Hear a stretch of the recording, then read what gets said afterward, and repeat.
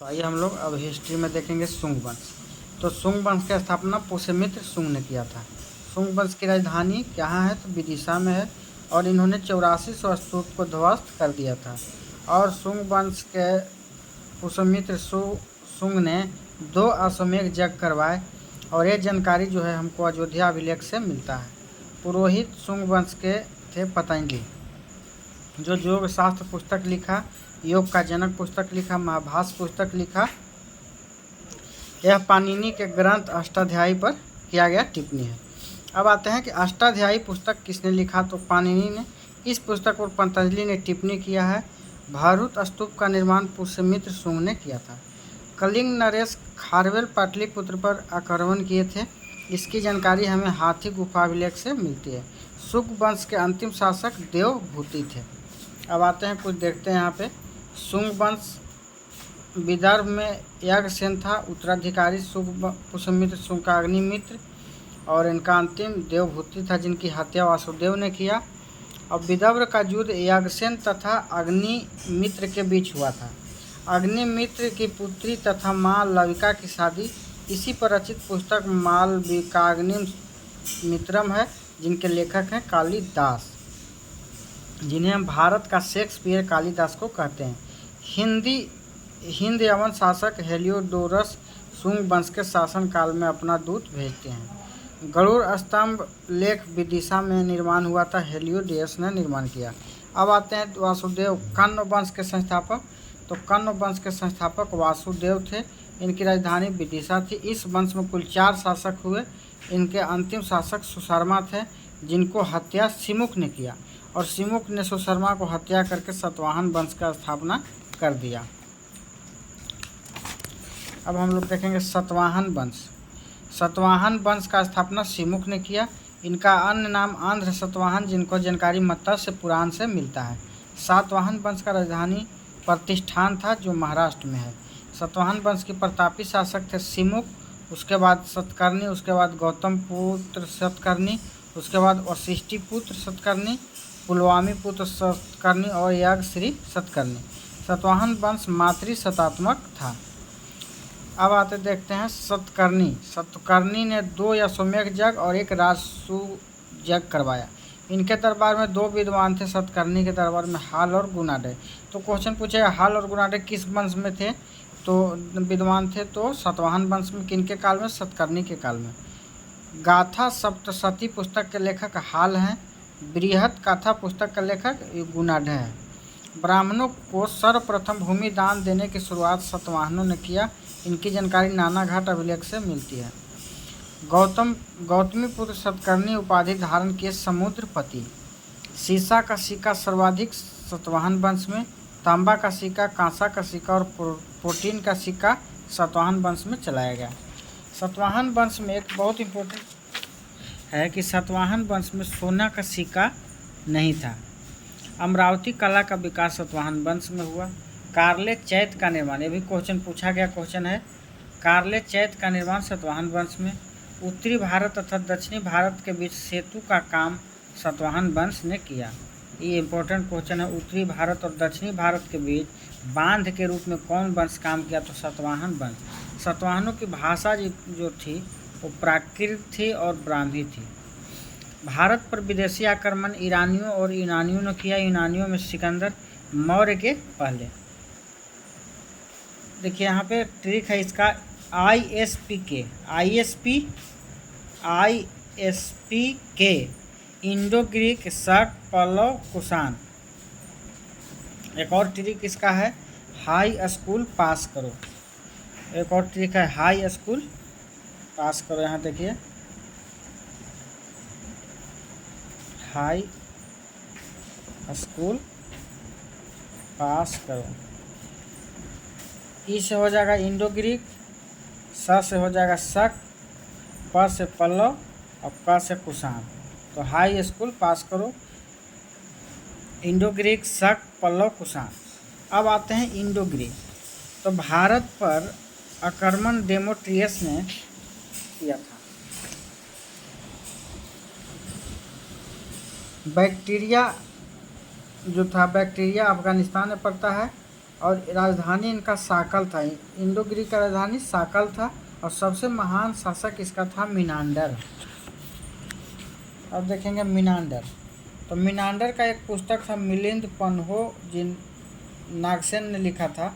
Menander का इसमें प्रश्न है और बौद्ध नागसेन नागार्जुन ने इनमें उत्तर दिए हैं, जिनका नाम है मिलिंद पन्हो। भारत में सर्वप्रथम सोने का जो सिक्का चलाया गया, तो इंडो ग्रीक ने, इंपॉर्टेंट क्वेश्चन, सर्वप्रथम भारत में सोने का सिक्का किसने चलाया, तो इंडो ग्रीक। सर्वाधिक सोना का सिक्का कौन चलाया, तो गुप्त वंश, ये भी इम्पोर्टेंट है। और सबसे शुद्ध सोना कौन चलाया, तो शुद्ध कुषाण चलाया। ये तीनों क्वेश्चन इम्पोर्टेंट है। भारत में पर्दा प्रथा की शुरुआत हिंद यूनानी ने किया। सप्ताह का दिन हिंद यूनानी ने, राशि की जानकारी दिया हिंद यूनानी में, ये भी इम्पोर्टेंट है। अब आते हैं शक वंश। तो शक का था, मध्य एशिया के रहने वाले थे शक, और पहला राजा शक का माओ था। शक अपने आप को क्षत्रप कहते थे। चारागाह की खोज में भारत आए थे।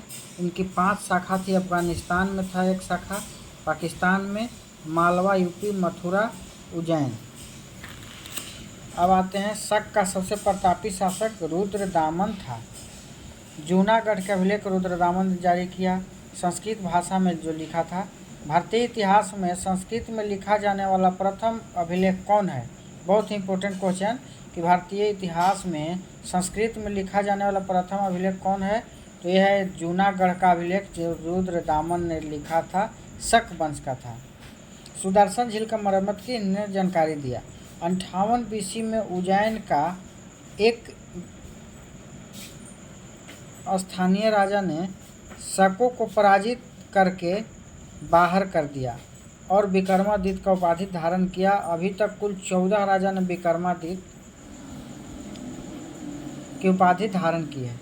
सबसे लोकप्रिय विक्रमादित्य है चंद्रगुप्त विक्रमादित्य, और 14वां विक्रमादित्य थे हेमू। और विक्रम संवत प्रारंभ कब हुआ था, तो 58 ईसा पूर्व में। सुदर्शन झील का निर्माण कौन किया, पूछता है क्वेश्चन, तो चंद्रगुप्त मौर्य ने। इनका मरम्मत अशोक ने किया, और रुद्रदामन भी मरम्मत किया, और स्कंदगुप्त भी मरम्मत किया था, लेकिन निर्माण चंद्रगुप्त मौर्य ने किया था। अब आते हैं पल्लव वंश, जिसे पार्थियन वंश कहते हैं। ये ईरान के रहने वाले थे पल्लव वंश। राजधानी बनाया पुरुषपुर में। पल्लव वंश का संस्थापक था मिथ्रेडेटस। सबसे प्रतापी शासक गेंदो फर्मिस था, और सेंट थॉमस ईसाई धर्म का प्रचार करने आया था। अब देखेंगे हम लोग कुषाण वंश। कुषाण वंश का संस्थापक कुजुल कडफिसेस था। भारत आए यूची कबीला के रूप में। मध्य एशिया के निवासी थे। कुषाण वंश का वास्तविक जो शासक था भीम कडफिसेस था। कुषाण वंश का पहला शासक जो सोने का सिक्का जारी किया, भीम कडफिसेस। शिव, नंदी और त्रिशूल जिस पे छपा हुआ था। कुषाण वंश का सबसे प्रतापी शासक कनिष्क था। कनिष्क को हम द्वितीय अशोक के नाम से जानते हैं। चतुर्थ बौद्ध संगति इसी के काल में हुआ, कनिष्क के काल में, जो कुंडलवन कश्मीर में हुआ था। ईसा की प्रथम शताब्दी में हुआ था। इसके अध्यक्ष वसुमित्र थे, उपाध्यक्ष अशोक घोष थे। और महाभिवास पुस्तक है बौद्ध धर्म का विश्वकोश, महाभिवास सूत्र पुस्तक में हुआ है। बुद्ध चरित्र अशोक घोष ने ही लिखा है। बौद्धों के रामायण कहा जाता है, बौद्ध का रामायण बुद्ध चरित्र को कहा जाता है। कनिष्क के दरबार में कौन कौन आए, तो अशोक घोष, वसुमित्र, चरक, नागार्जुन, पसर्व। इनका ट्रिक है ABC नाग पसर्व, ABC नाग पसर्व। ए से अशोक घोष, बी से वसुमित्र, सी से चरक, और नागार्जुन और पसर्व। नागार्जुन भारत का आइंस्टीन कहा जाता है। इनकी पुस्तक था माध्यमिक सूत्र। अब देखते हैं कनिष्क तथा पांचाल के बीच युद्ध। तो कनिष्क की हार हो गई थी। कनिष्क और पांचाल चीन के बीच युद्ध हुआ, जिसमें कनिष्क की हार हो गया था। रेशम मार्ग पर चीन का अधिकार हो गया। रेशम मार्ग कौन लाया था, तो कनिष्क ने लाया था, लेकिन चीन के पांचाल ने जीतकर रेशम मार्ग पर अधिकार कर लिया। पुनः कनिष्क द्वारा रेशम मार्ग पर अधिकार हो गया।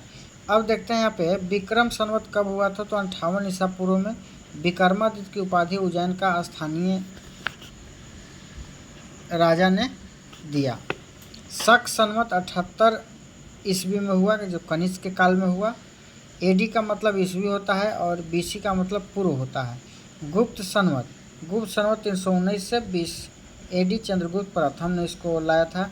हिजरी संवत 622 एडी में और इलाही संवत 1583 एडी अकबर ने लाया था। राष्ट्रीय संवत जिसे शक संवत कहते हैं 22 मार्च 1957 को राष्ट्रीय संवत का दर्जा दिया गया। मथुरा शैली महात्मा बुद्ध की पहली मूर्ति थी। महात्मा बुद्ध की बहुत ही इम्पोर्टेंट क्वेश्चन देखिए VVI है यहाँ पे। क्वेश्चन पूछेगा कि मथुरा शैली महात्मा बुद्ध की पहली मूर्ति किस शैली में लाया गया, तो मथुरा शैली में। महात्मा बुद्ध की सर्वाधिक मूर्ति बनाने की शैली कौन है, तो सर्वाधिक पूछेगा तो गांधार शैली। कुषाण वंश का अंतिम शासक कौन था, तो वासुदेव था। कुषाण वंश का अंतिम शासक वासुदेव। तो इस तरीके से हम लोग कुषाण वंश समझ गए और नेक्स्ट वीडियो में हम लोग गुप्त वंश पढ़ेंगे।